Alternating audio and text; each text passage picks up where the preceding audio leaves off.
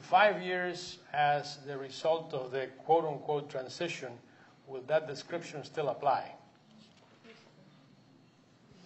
Will it be life-changing? Is that the question? I guess so, yeah.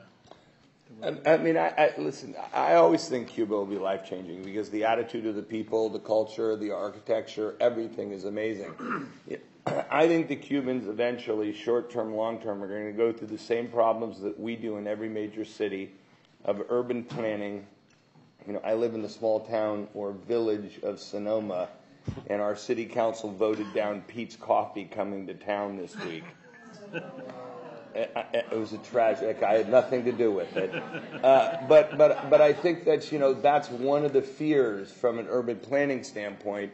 Will it have the same charm? Will it have the same chemistry? Will it not be commercialized to the point of turning many of us off that go there for all the reasons that we go there? And so I think that they're on a short term. I remember there was probably 5-6 years ago, Michael and we did a trip, and I hadn't been in 6 months, and I walked into the Plaza de San Francisco, and there was a Benetton, and I was very disappointed to see the Benetton because the brand sort of corrupted one of the great plazas. Luckily, the business didn't work, and they went out of business, and so they took down the sign, and now that location is being used for something else.